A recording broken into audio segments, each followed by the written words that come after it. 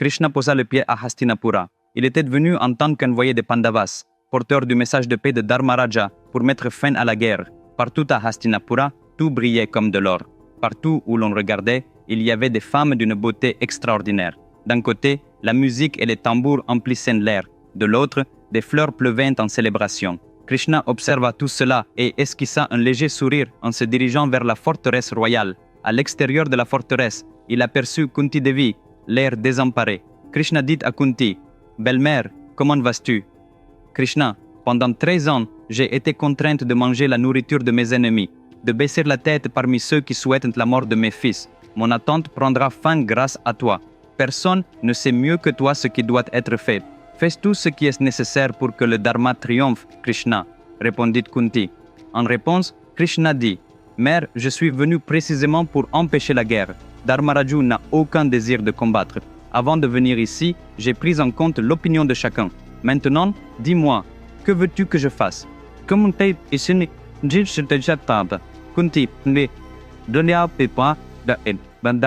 que vous déclenchiez la guerre ou que vous l'arrêtiez, tout dépend de vous. Mais quand vous retournerez auprès de mes fils, transmettez-leur un message de ma part. Le Dharma incessant de Dharmaraju, a conduit tout le monde dans cette situation difficile. Les autres se contentent de baisser la tête, prenant pour parole des Védas tout ce que disent les anciens. Mais chez moi, il n'y a qu'une seule personne qui perçoit véritablement la vérité. Elle a dit clairement, ma belle-fille. Dis à tous mes fils d'écouter uniquement les paroles de ma belle-fille. Ce n'est qu'en suivant ces paroles que chacun sera libéré. En disant « D'accord, mère », Krishna s'inclina à ses pieds et se dirigea vers la forteresse. Krishna entra dans l'immense salle de réunion au cœur de la forteresse, où tout le monde attendait anxieusement. Tous les yeux étaient rivés sur Krishna, impatients d'entendre le message qu'il apportait et de voir ce qu'il allait faire. Krishna passa tranquillement devant les anciens Kurus rassemblés et se dirigea directement vers Duryodhana. Baissant la tête, il parla. « Duryodhana, je t'en supplie, les mains jointes, au nom des Pandavas, et pour le bien d'innombrables vies et familles, je t'en supplie, arrête cette guerre. » Duryodhana était stupéfait. Duryodhana commença à réfléchir. Quoi? Krishna me supplie? Est-ce réel ou est-ce un rêve? Pendant un moment, il envisagea même de mettre fin à la guerre. Mais Krishna leva la tête, ajusta son ton et continua. Sais-tu pourquoi je t'ai demandé de mettre fin à la guerre? Duryodhana, laisse-moi t'expliquer ce que je pense. Dharmaraja m'a dit de ne te transmettre qu'une seule chose. Dans tout ton empire, il y a 5 villes qui sont l'héritage de ses ancêtres. Indraprastha, Trigaprastha, Jayanta, Varnavata, plus une autre ville de ton choix. Si tu accordes simplement ces 5 villes aux Pandavas, ils seront satisfaits et se retireront de la guerre.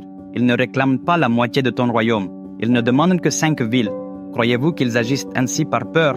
S'ils le voulaient, ils pourraient prendre non seulement la moitié, mais tout votre royaume.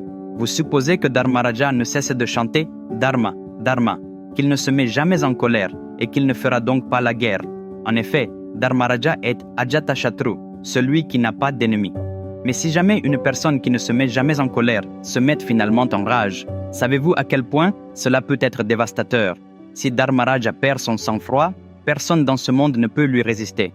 La seule raison pour laquelle vous avez survécu si longtemps est que Dharmaraja, dans son adhésion au Dharma, vous a épargné la vie. C'est précisément pourquoi je vous le dis, qu'il n'y ait pas de guerre. Mes amis, pouvez-vous croire qu'une seule histoire extraordinairement captivante puisse transformer toute une vie? Que le simple fait de lire cette histoire à vos enfants à haute voix puisse leur enseigner toutes les valeurs dont ils ont besoin dans la vie? Croiriez-vous que pour tout problème que vous rencontrez actuellement ou que vous pourriez rencontrer à l'avenir, la solution se trouve dans une seule histoire? Oui, c'est possible. Seulement avec la plus grande épopée jamais racontée dans l'histoire de l'humanité, le Mahabharata. Cette histoire est 100 fois plus étonnante que n'importe quel film à succès. C'est un défi.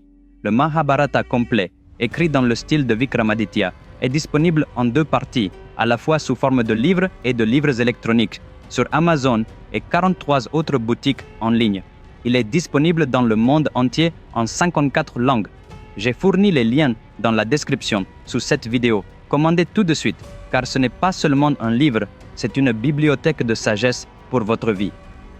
Krishna poursuivit. Vous connaissez déjà la fureur de Bhima. Il n'y a rien de secret à cela. Vous avez essayé de le tuer d'innombrables fois depuis votre enfance, mais sans jamais y parvenir. Bhima a à lui seul la force de 10 000 éléphants. Il suffit à lui seul de tuer vos 100 frères d'un seul coup. C'est pourquoi je vous exhorte à éviter la guerre. Et quant à Arjuna, la personne que tu as enviée toute ta vie parce que tu ne peux pas l'égaler, sais-tu ce qui se passerait s'il mettait les pieds sur le champ de bataille? Imagine un instant, Duryodhana, ton armée massive d'un côté, l'armée des Pandavas de l'autre. Soudain, du côté des Pandavas, un seul char charge à une vitesse incroyable vers tes forces. Au début, vous ne verrez pas qui se trouve dans le char, seulement le drapeau au sommet, portant l'image du seigneur Hanuman. Cette vue à elle seule révèle la moitié de l'histoire. Puis, vous remarquez 4 chevaux blancs qui galopent vers vous, leurs sabots grondant si violemment que la moitié de vos soldats reculent de peur. Oui, il y a cette bannière d'Hanuman et ces chevaux blancs. Maintenant, vous cherchez le conducteur du char. Vous voyez des bras bleus foncés qui guident les rênes, et quand vous levez les yeux, il y a une plume de paon sur sa tête. C'est moi. À la simple vue de cela, la moitié de votre armée aura le cœur qui bat la chamade.